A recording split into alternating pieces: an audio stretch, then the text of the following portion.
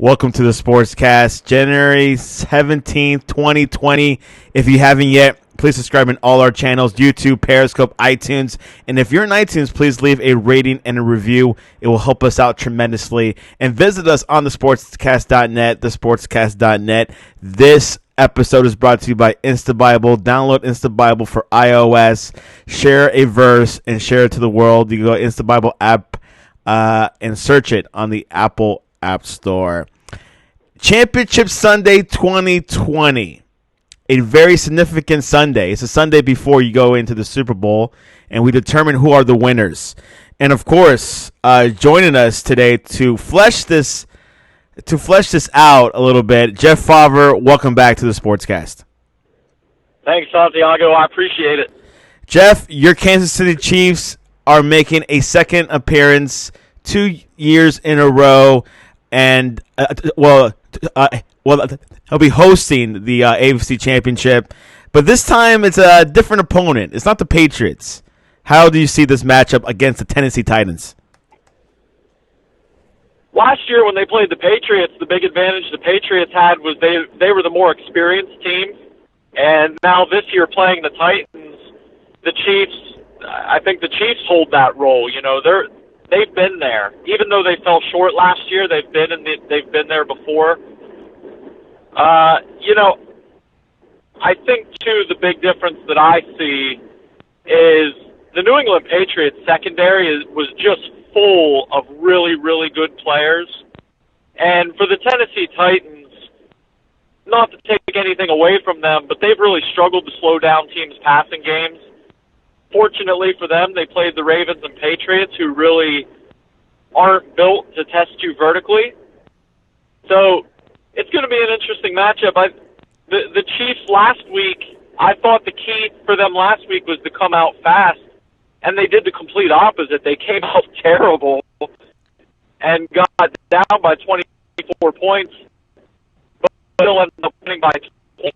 I would just say, though, that the Titans can't how big like early, because they'll just, they'll slow roll you and bleed the clock and run the ball 100 times, and you'll be in trouble trying to come back from a big deficit.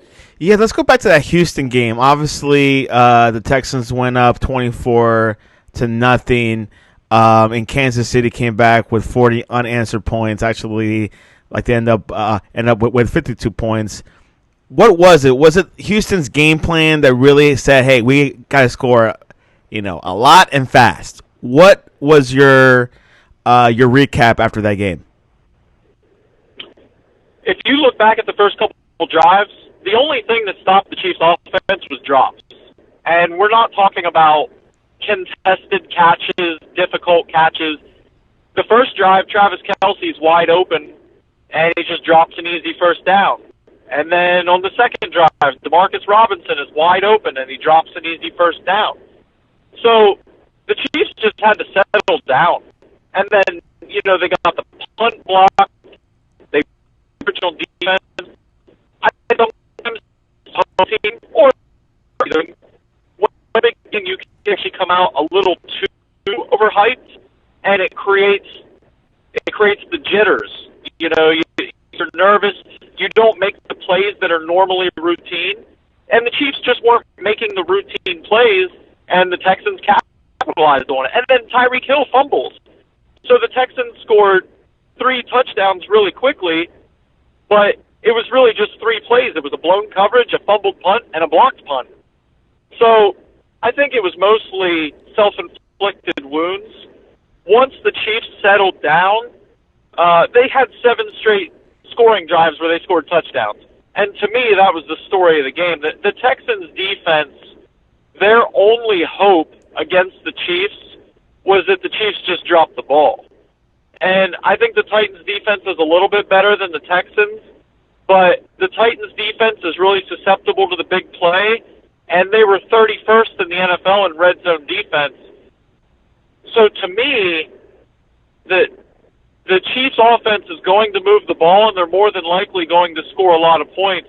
It's just a matter of whether or not the Titans' offense can slow the game down on their side and make it tougher on the Chiefs that way. Now, here's the question. Can question is, can the Kansas City Chiefs stop Derrick Henry and the running game? No, they can't. But the first matchup between the Titans and Chiefs, Derrick Henry had 180 yards and 2 touchdowns, and it still took a complete choke job for the Chiefs to lose the game at the end. So let's say he gets 180 yards and 2 touchdowns again. That still might not be enough, because in that game, in that first matchup, the Chiefs had a touchdown called back by a penalty that it was the right call, but it was just such a dumb play by the Chiefs.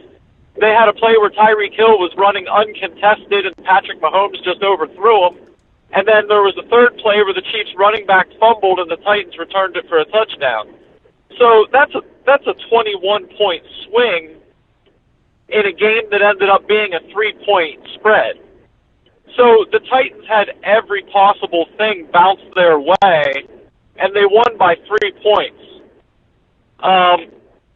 Could that happen again? I mean, yeah, it could, but it's very unlikely. So I do think that Derrick Henry, he's going to get his yards. He's going to make some plays. He's probably even going to score a touchdown or two. But I look back at the last couple weeks and I say the Titans have relied on the other team turning the ball over to score. Against the Patriots, the Titans' offense only scored 14 points. If they score 14 points against the Chiefs, you know, they're going to lose by 20. So they're going to have to score more than what they have. The Ravens kept turning the ball over, and that's what really killed the Ravens. How about Ryan Tannehill, Jeff? Is he a force to be reckoned with? I wouldn't take it as far as to say a force to be reckoned with, but if you keep him within the structure of the offense, and if you run the ball really well and play action and let him throw the deep ball down the field, he can definitely do those things. So throw that YOLO ball into double coverage, and he'll turn the ball over. You know, he turned the ball over against the Patriots. He should have turned the ball over against the Ravens, but they dropped a couple routine interceptions. So I think Ryan Tannehill is definitely an upgrade to Marcus Mariota. Ryan Tannehill absolutely, positively can make positive plays and even big plays, but let's not turn him into Joe Montana either. He's definitely not in that level with Brady or with Eli Manning, but tell me about the Titans' defense. Can they stop Kansas City or at least slow them down a bit? The Titans' defense, when I watch it, what I see, I really like their linebacker group. I think right up the middle, they're really, really solid. Both their defensive tackles, Jarrell Casey and Jeffrey Simmons, are very good players. And if you get predictable pass situations, then they can get after the passer a little bit. But my concern with the Titans, would just be that when the Chiefs spread them out, they don't have the horses to run with the Chiefs. When the Chiefs put Tyreek Hill, McCole Hardman, Sammy Watkins, and Travis Kelce. Jeff went off the air a bit. He's probably in the back roads of Pennsylvania. That first matchup, the Chiefs were missing 3 out of their 5 starting offensive linemen, and at one point they were down 4 out of the 5, and that really changed the game. They were able to hit Mahomes a little bit. I'm not saying they'll never touch Mahomes this game, but I also don't think he's going to be under siege and under constant pressure. So, to me, if the Titans just try to go man-to-man in the secondary, Tyreek Hill and Travis Kelce are just going to eat them alive. But if they take, calculated risk and they can get pressure on Mahomes, I think that's their only hope, really. They have to try to disrupt the timing of the receivers with Mahomes. Yeah, that's something that we were discussing here in the Sportscast. Who do they need to stop? Kelce, Mahomes, or Hill, or even Williams? And it's Mahomes. You got to slow him down. You got to make him impossible to throw those passes, because if it's not him, that ball cannot get to Kelce. What is the most important offensive player, besides Mahomes, for Kansas City right now? So when I look at it, when you look at last week, the Texans decided no matter what, we're not going to let Tyreek Hill beat us. They doubled him pretty much every snap. And then you saw in the third quarter they tried to play him one-on-one, and they had to grab him from behind to prevent an easy touchdown because he just blew past Roby. My point with sharing that is that I think the Titans are going to try to take away Kelsey and take their chances on Tyreek Hill. So when Mahomes has those opportunities to hit the deep ball to Hill, he has to hit them. And again, I could be proven to be completely wrong, but the Texans, they didn't want Kelsey just to kill them over and over again on 10 and 15-yard gains. I'm sorry. The Texans didn't want Tyreek Hill to score the 70-yard touchdown, so Kelsey killed them on 10 and 15-yard gains. I think Mike Vrabel is going to take the opposite approach. He's going to double Kelsey and bracket Kelsey and try to jam him at the line, and he's going to have some situations where Tyreek Hill and McCole Hardman and Sammy Watkins are going to be one-on-one. Now, the thought behind that is it's cold weather, it's harder to throw the ball down the field, and, you know, there's just a greater chance that you miss a long throw than a short throw. So I think the Titans are going to take their chances. They're going to make Mahomes hit those deep plays. And it sounds counterproductive when you say it out loud, but if you let Mahomes just throw 10-yard passes to Kelsey all day, that you're going to have a really hard time stopping them. So I think one of the keys is going to be, Tyreek Hill is going to be open. That's just, in their first matchup, Tyreek Hill had 150 yards, and he had a 60-yard touchdown that should have been an easy walk-in, and Mahomes missed him.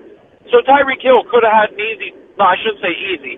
Tyreek Hill could have had 200 yards in that first game, and I really don't think that Vrabel's going to change much. I think he's going to continue to make Tyreek Hill and the outside receivers beat them instead of letting Travis Kelce go bananas.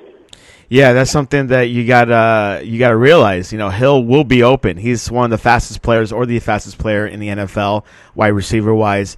Running back Damian Williams had a good game. How important is he with the Kansas City offense? So Damian Williams is one of those guys where he's been a little bit hit or miss. He's always capable of the big play, and he does have a little bit of a nose for the end zone. I mean, you know, he scored 3 touchdowns last week. He scored 3 touchdowns in the AFC Championship game last year. He scored a touchdown against the Colts in the playoffs last year. So he's capable.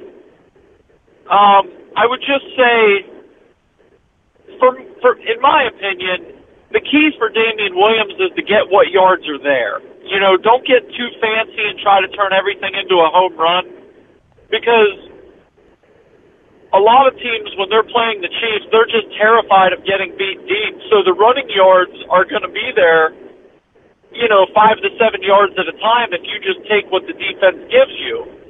Damian Williams is, we've seen it. He had an 84-yard touchdown against the Chargers. He had a 91-yard touchdown run against the Vikings. He's capable of those big plays, but where he can really make it difficult on defenses is just taking the 7 yards that's there when it's available. So that's really what I want to see from him.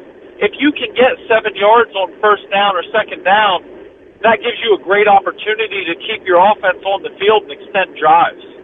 After seeing the Titans beat 2 Goliaths, the New England Patriots and the Baltimore Ravens, I cannot underrate them, Jeff. I cannot overlook them. Yes, some people say this might be the easiest path for Andy Reid to get to the Super Bowl, but Tennessee is no one has. I mean, you can say some people have not figured them out yet, but can you? I mean, you can't underestimate their momentum right now, can't you? The Titans shouldn't be overlooked. Anytime you win a road game in the NFL, it's hard. Anytime you win a playoff road game, it is incredibly hard. The Titans won back-to-back road playoff games against quality opponents. So if anyone's overlooking them, they're clinically insane. Like, they shouldn't be overlooked. I also believe that the Chiefs are really good as well. So I think for the Titans to win, they need the Chiefs to do some dumb stuff. Just to make it blunt, they need the Chiefs to shoot themselves in the foot a little bit. And that, hey, like I said, in that first matchup, the Chiefs shot themselves in the foot over and over and over again. So it could happen. But I don't think anyone's really overlooking the Titans. I just think that they've all, as great as they've played, they've also had a perfect storm, because where you can beat the Titans is to test them vertically, and the two teams that they played can't throw the ball vertically. I mean, the Patriots this year couldn't throw the ball down the field against anybody, and the Ravens, we saw what happens when you force Lamar Jackson to throw the ball deep and outside the numbers. He's just not, that's not his strength. So I think it's a combination of things, but I think inside the Chiefs locker room, the coaches, the players, they understand. They have to play a good game to win. The Titans are a hard-nosed, fundamentally sound, quality team, and I don't think anyone inside Kansas City's locker room is overlooking them in any way. Yeah, absolutely. The game is this Sunday at 3:05 p.m. on CBS, so definitely keep your eyes open. This is the first of the big games. Let's go to the NFC. Packers and Niners. Packers did beat the Niners earlier this season. I believe it was in San Francisco. How do you see this matchup? Obviously, Aaron Rodgers, Hall of Fame quarterback, and then the Niners, the new kid like in the block. How do you see this matchup? One thing that we see so many times is playoff matchups never go exactly like the first matchup did. So, I mean, you can look at 100 examples throughout NFL history where a game that was a blowout in the regular season doesn't play out that way. So a good example is in 2014, the Seahawks crushed the Packers in the regular season.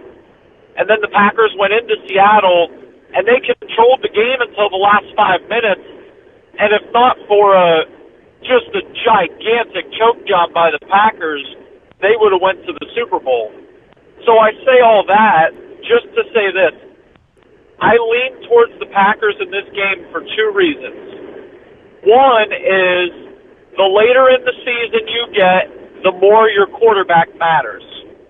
And although Aaron Rodgers isn't prime Aaron Rodgers anymore, I still trust him more than I trust Jimmy Garoppolo. And two, no matter how much you try to fight it, I think the Niners putting a beat down on the Packers early in the year might make them just a little bit overconfident. So I think it'll be a great game. And the 49ers defense is just filled with great players. So it definitely wouldn't shock me if the 49ers win. But I definitely lean towards the Packers because of the quarterback matchup and just because of that mental side that when you really beat a team badly, sometimes it can make you a little bit complacent. Yeah, something to definitely look at. What do the Niners need to do to win this game?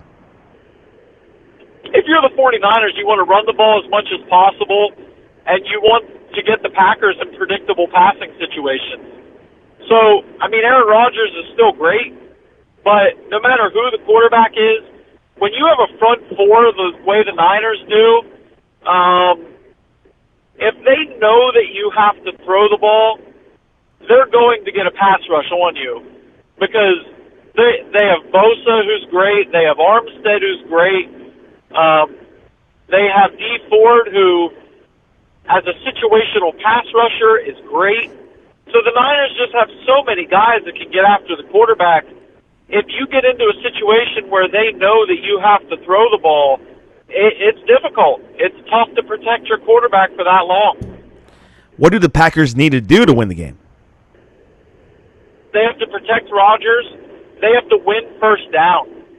The Packers can really run the ball when they're playing well. So if the Packers are going to win the game, they need to see a lot of 3rd and 3s and 3rd and 4s and not 3rd and 10. So winning first and second down is just a gigantic key for the Packers. So if you can get it to 3rd and 3 or 3rd and 4, then your entire playbook is open. And even Rodgers scrambling and running around, he can pick up first downs with his legs. So protecting Rodgers is a big key. And then on the other side of it, get Garoppolo into passing situations. If the Niners run the ball well on first down and they can use the play-action pass to get the ball to Kittle and to get the ball to Sanders, Garoppolo can do that. But if you get Garoppolo into 3rd and 10 and he has to drop back and throw, he struggles a bit. I mean, we saw it last week. After Garoppolo threw that interception against the Vikings, the 49ers pretty much neutered him.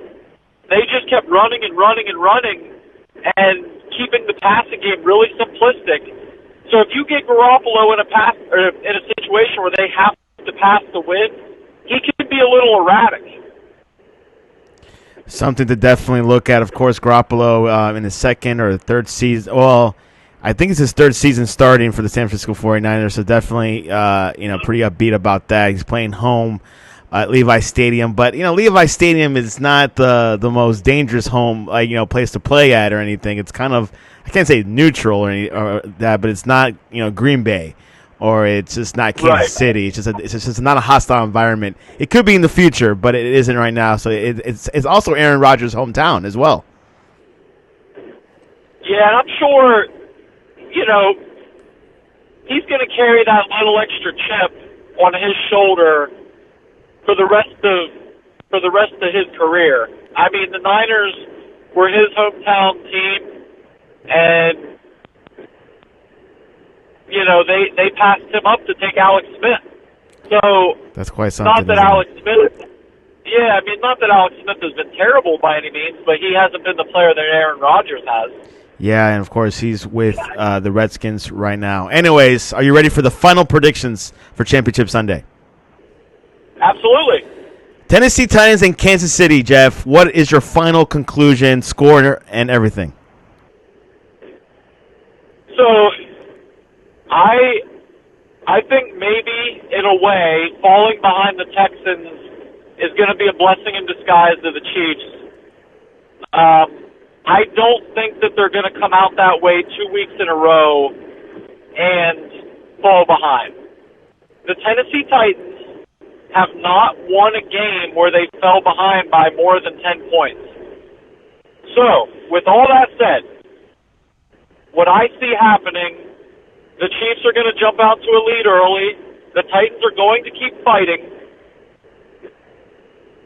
The Chiefs are going to win, and the final score is going to be 35-24, but the Chiefs are going to have to score a touchdown late to come up with that final score. So it's going to be a 24-28 game with 4 or 5 minutes left in the fourth quarter, and the Chiefs are going to score a touchdown to put it away.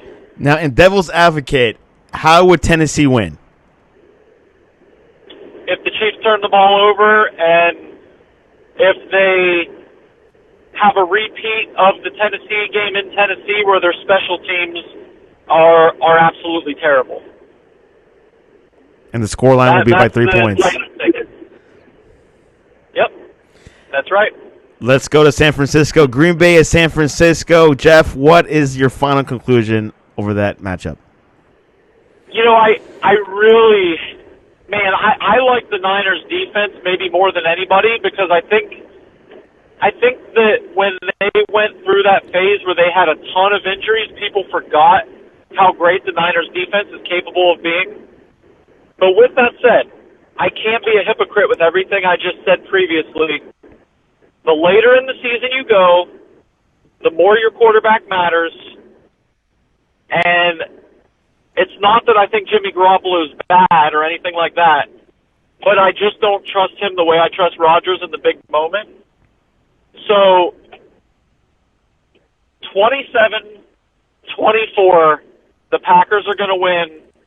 And it's going to come down to a situation where it's tied at 24 and the Packers' defense is going to get a stop. Rodgers is going to get the ball back with just enough time to drive down and get the game-winning field goal. And there you have it. Jeff described it. Aaron Rodgers pulls through. Kansas City and Green Bay. I believe that would be the first Super Bowl that ever happened was between Kansas City and Green Bay, wasn't it?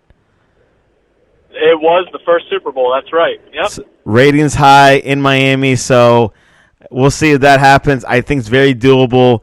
From the two games, which one do you think will be the closest? Oh, man. I tend to think the Packers and 49ers game will be a little bit closer, but I could certainly see both of them coming down to the end.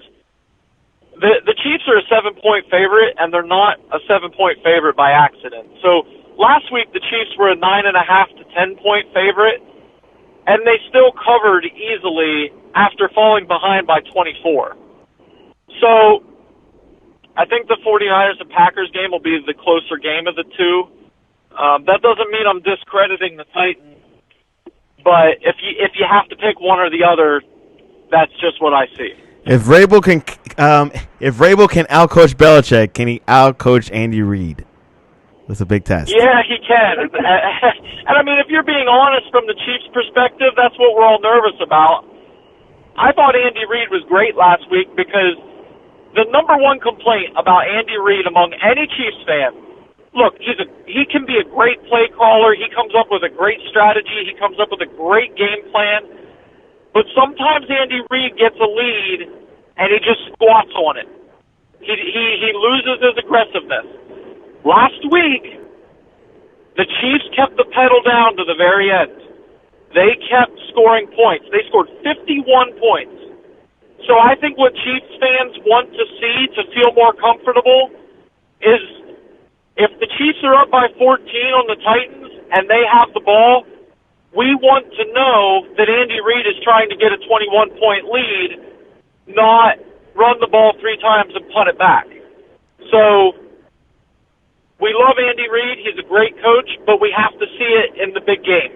Exactly. Andy Reid, coming questions when it comes to the big game, why he hasn't won a Super Bowl and things like that. Jeff, what is the best way to reach you to talk to you about Matt Moore? The best way to follow along is at JT Fawver on Twitter. And we hope Matt Moore feels better. He missed practice because he's sick. Oh, no. But we don't want to see Matt Moore, all right? Obviously, we need to see Mahomes the whole game, unless it's a knee down at the very, very end, then Matt Moore can do that. But get well, Matt Moore. Is it me, or did Mahomes really display that he can win in big games against Houston? Mahomes turned it up a notch. I mean, I know statistically it wasn't his best game yardage-wise, but when the Chiefs needed him the most, he was absolutely awesome. So, I think the only bad throw he made the entire game was when he forced it to Hill, and Hill took that big hit. That was probably the only really bad play he had. And, look, when the Chiefs made that comeback, the Titans helped them by turning the ball over on the fake punt and the fumble kick return. But the difference in the game was when the Chiefs had those opportunities, they scored touchdowns every single time. So, yes, I think Mahomes took that next step to be the guy that puts the nail in your coffin when he's given the opportunity.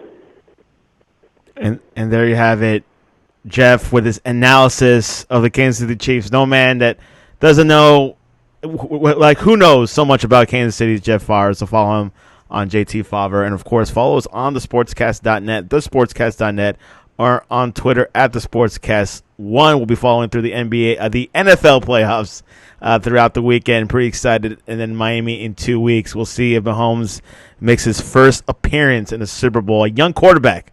He has plenty of time ahead of him, but he's the one that prefers to start a little bit early, his Super Bowl appearances. Anyways, Jeff, I appreciate you coming on to the Sportscast. All right, thanks for having me. It's always fun.